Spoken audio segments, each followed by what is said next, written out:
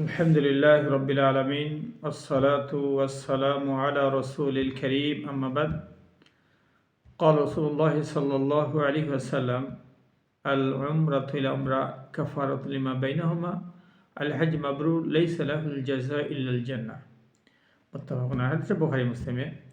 তো যাই হোক, আলহামদুলিল্লাহ, আজকের আলোচনার বিষয়টা হলো উমরা প্রসঙ্গ নিয়ে।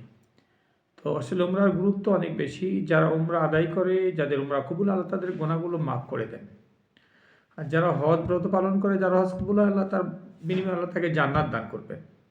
তো উমরার দ্বারা গুনাহ মাফ হয়ে যাবে। এই উমরা প্রসঙ্গে নিয়ে বলা হয়েছে, রাসূল বলেছেন, যে ব্যক্তি রমজানে উমরা করলো সেই জন্য আমার সাথে হজ আদায় করলো। তো রমজানে একটা উমরার গুরুত্ব অনেক আরও বেশি। তো যে সমস্ত ভাইদের সামর্থ্য আছে, আসার মতো অর্থ আছে, অবশ্যই আপনার উমরাতে আসবেন এবং হজ ফরজ হলে হজটা আদায় করবেন। কিন্তু বর্তমানে আফসোস, শুধু উমরা করে চলে যাচ্ছে, হজ করছে না। না, যাদের হজ ফরজ, হজ আদায় করবেন। অবশ্যই হজ ফরজ, হজ আদায় করতেই হবে। আর উমরা তো করবেন, এটা নফল হিসাবে আপনি সমর্থ আছে, প্রতি বছরে আসেন বা আরও বেশি আসেন, অসুবিধা নেই। এর মাধ্যমে আল্লাহ আপনার গুনাহ মাফ করে দেবেন। তো এই উমরাতে যারা আমরা আসবো, উমরার কিছু নিয়ম আমরা জেনে নিই। যারা উমরার জন্য আসবেন, আল্লাহর ঘর জিয়ারার জন্য, তো এই উমরার জন্য যারা আসবে, সে মিকাতে হেরাম পড়বে। বিশেষ করে যারা বাংলাদেশ থেকে আসবে বা বাইরে থেকে আসবে, তারা তাদের এয়ারপোর্ট থেকে হেরাম পরে নেবে।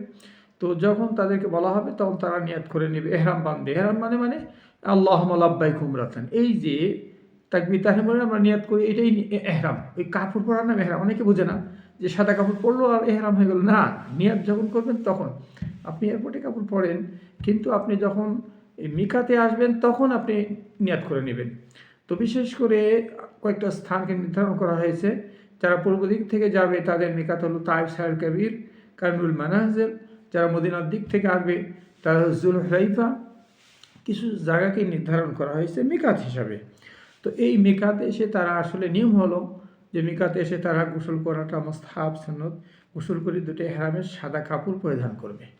এখানে কোনো সেলাইযুক্ত কোনো শর্ট প্যান্ট বা গেঞ্জি টেঞ্জি কিছু থাকবে না। আর মেয়েরা যে কোনো পোশাক তারা পরতে পারে, এদের কোনো বাধ্যবাধকতা নেই। তো ছেলেদের জন্য সাদা পোশাকটা উত্তম, সাদা দুটা সেলাইবিহীন দুটা কাপড় তারা পরিধান করবে। তো এরপরে তারা নিজের বেল্টের সাথে হয়তো মোবাইল রাখলো, মানি ব্যাগ রাখলো, টাকা এগুলো রাখতে পারে, বাধা নেই। তো যখন গাড়িতে বসলো বা মিকাতে অতিক্রম করবে, তখন নিয়াত করে নেবে আল্লাহুম্মা লাব্বাইক উমরাতান। এই যে নিয়াত করলো, এরপরে তালবিয়া পড়বেন ছেলের উচ্চ আওয়াজে, লাব্বাইক আল্লাহুম্মা লাব্বাইক, লাব্বাইক লা শারীকা লাকা লাব্বাইক, ইন্নাল হামদা ওয়ান নি'মাতা লাকা ওয়াল মুলক লা শারীকা লাক। এই তালবিয়াটা উঁচু আওয়াজে ছেলের পড়বে। এই একটাই জিকির হলো উচ্চ আওয়াজে করা, এছাড়া কোনো জিকির উচ্চ আওয়াজের বিধান নেই। তো এই উচ্চ আওয়াজে জিকির করতে থাকবে। মেয়েরা তারা আস্তে আস্তে পড়বে, উচ্চ আওয়াজে নয়, ছেলেরা উচ্চ আওয়াজের তালবিয়া পড়তে থাকবে। এরপরে তালবিয়া পড়তে পড়তে যখন তারা মক্কায় পৌঁছে যাবে, এরপরে হোটেলে সামান টামান রেখে উজু করে তার ওখান থেকে বের হয়ে যাবে। তো যখন কাবা ঘরে ঢুকতে যাবে, পারলে দোয়াটা পড়ে নেবেন। এই দোয়াটা, এটা সুন্নাত মুস্তাহাব। যে কোনো মসজিদে ঢোকার সময়ই আপনি দোয়াটা পড়বেন, বিসমিল্লাহিল আযীম বিওয়াজহিল কারীম সুলতানিল কারীম মিনাশ শাইতানির রাজীম, বিসমিল্লাহি ওয়াসসালাতু ওয়াসসালামু আলা রাসূলিল্লাহ, আল্লাহুম্মা তাহলি আবওয়াবা রাহমাতিক। এই দুটা পরে আপনি ঢুকে গেলেন। যদি নামাজের টাইম হয়ে যায়, নামাজ পড়ে নেবেন। আর যদি টাইম না হয়, আমাদের প্রথম কাজই আপনাদের তওয়াফ সাই শুরু করা, কাবা ঘর তওয়াফ করা। যখন কাবা ঘর তওয়াফ শুরু করতে যাবেন, তখন আপনি এই এহরামের কাপড়টা ডান কাঁধ খোলা রাখবেন, বাম কাঁধ ঢেকে রাখবেন। এটা রেখেই আপনি হাজরে আসওয়াদ বরাবর যখন আসবেন, চুমু দেওয়াটা সুন্নাত, যদি সম্ভব হয়। না দিতে পারলে হাত দ্বারা স্পর্শক হাতকে চুমা দিলেন। এটাও যদি সম্ভব না হয়, তো এমনি বিসমিল্লাহ আল্লাহু আকবার বলে তওয়াফ শুরু করলেন হাজরে আসওয়াদ থেকে নিয়ে। এরপরে যে কোনো দোয়া পড়েন। অনেকে বই দেখে দেখে দোয়া পড়ে, না, এটা ঠিক না, অনেক উল্টা পড়ে, ভালো পড়তে পারে না। হ্যাঁ, যারা আরবি ভালো জানেন পড়েন, অসুবিধা নেই, যে কোনো দোয়া পড়েন। তবে খাস করে নেবেন যে এই চক্করে এই দোয়া, ওই চক্করে না, এগুলো সুন্নাত না। আপনি যে কোনো দোয়া পড়েন। হ্যাঁ, তো প্রথম 3 চক্কর আপনি এই যেটা করবেন, তো ওই হিসাবে একটু জোরে জোরে চলবেন, ছোটো ছোটো কদমে একটু জোরে জোরে চলবেন, যেটা রমাল বলা হয়। রমাল করা, রমাল হলো ছোটো ছোটো কদমে একটা বীর বাহাদুর যেটা হেলে দুলে চলে, ঠিক 3 পাক এভাবে চলবেন। যেটা যখন কাবার 3য় নম্বর কর্নার, রুকনি ইয়ামানি বলা হয়, এটা হাত দ্বারা ডান হাতে স্পর্শ করা। এইখান থেকে এরপরে দোয়া করা, রব্বানা আতিনা ফিদ দুনিয়া হাসানা ওয়া ফিল আখিরাতি হাসানা ওয়া কিনা আযাবান নার। এই দুটো খাস, এই দোয়াটা ৩য় নম্বর কর্নার থেকে নিয়ে আপনি পড়তে থাকবেন, রব্বানা আতিনা ফিদ দুনিয়া হাসানা ওয়া ফিল আখিরাতি হাসানা ওয়া কিনা আযাবান নার। এই দোয়াটা পড়বেন। এরপরে যখন আবার শেষ হয়ে গেল, তো শুরুতেই আপনি বিসমিল্লাহ আল্লাহু আকবার বলে শুরু করবেন। এরপরে যখনই আপনি হাজরুল আসওয়াদের কাছে পৌঁছে যাবেন, পারলে হাত দ্বারা স্পর্শ করা, ভিড় তো অনেক সম্ভব না, তো এখানেই শুধু আপনি দূর থেকে কাবার দিকে ওদিকে হাজরুল আসওয়াদ একটু লক্ষ্য করে শুধু বলবেন আল্লাহু আকবার, তখন আর বিসমিল্লাহ করতে হবে না, প্রত্যেক চক্কর আল্লাহু আকবার। এইভাবে ৩ পাক যখন হয়ে যাবে রমল, এরপরে রমলের পরে আপনি কি করবেন, যে ইস্তেবাদ সাধারণভাবে চলা, ইস্তেবাদ হলো সাধারণ গতিতে চলা, বাকি 4 পাক আপনি সাধারণভাবে চলবেন, যে কোনো দোয়া পড়েন, আরবিতে না পারলে বাংলাতে দোয়া করেন, আবেগ নিয়ে দোয়া করতে থাকেন। সতর্ক থাকবেন যেন আপনি কাউকে কষ্ট না দেন। অনেকে ধাক্কাধাক্কি করে, অনেকে কষ্ট দেয়, ধাক্কাধাক্কি পাথর চুমা দিতে যায়, অনেককে কষ্ট দেয়, না এগুলো করবেন না।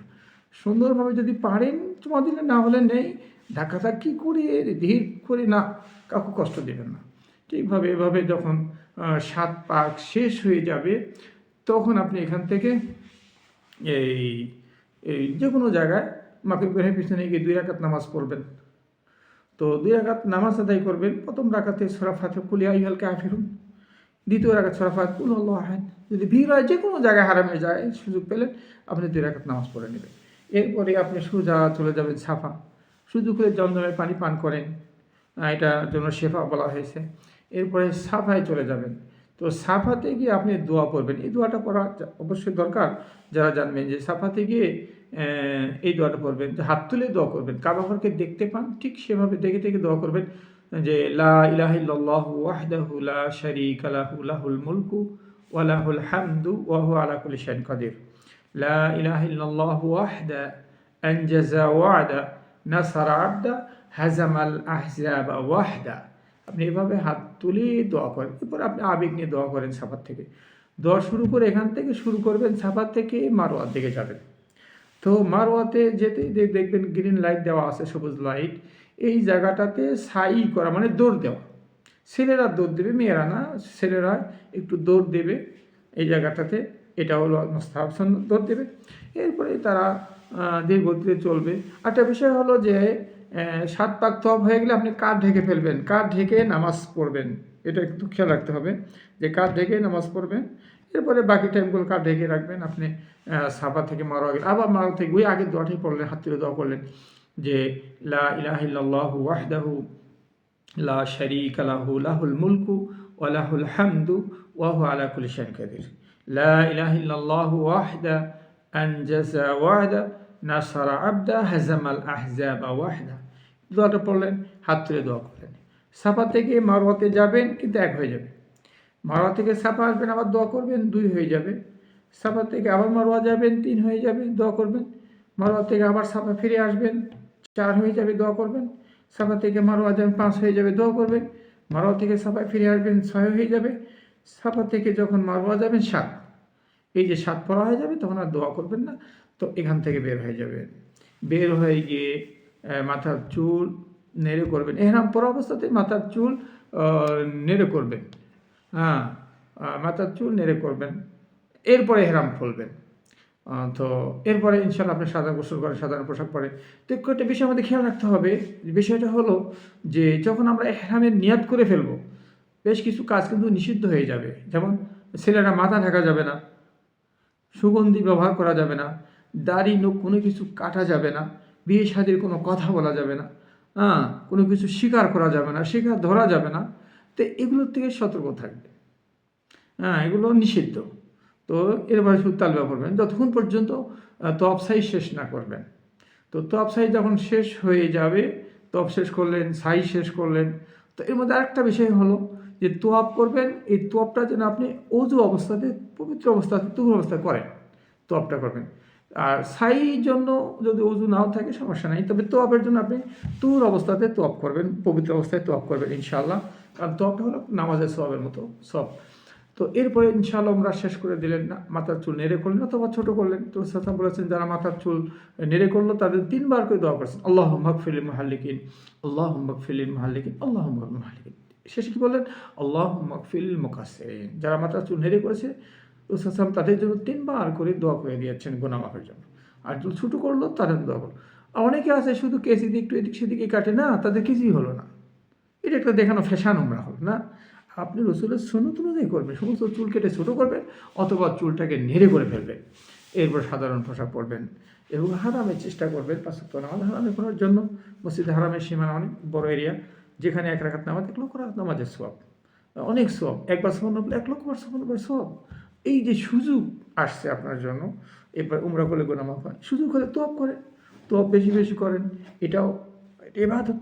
তো এইভাবে আমরা ইনশাআল্লাহ আমরা তো আদায় করি, তো উমরার দ্বারা কী হয়ে যাবে? আল্লাহ আপনার গুনাহগুলো মাফ করে দেবে ইনশাআল্লাহ। তো চাচ্ছি যে আমরা একটু উমরার নিয়মগুলো যারা জানি না একটু জেনে নিই। যেভাবে বললাম ঠিক এভাবে ইনশাআল্লাহ করবেন, যাতে ভুল না হয়, সুন্দর উমরাটা আদায় করবেন। আল্লাহ সুবহানাহু ওয়া তাআলা আমাদের সবাইকে উমরা এবং হজ করার তৌফিক দান করেন। বারাকাল্লাহু ফিকুম, জাযাকাল্লাহু খাইর।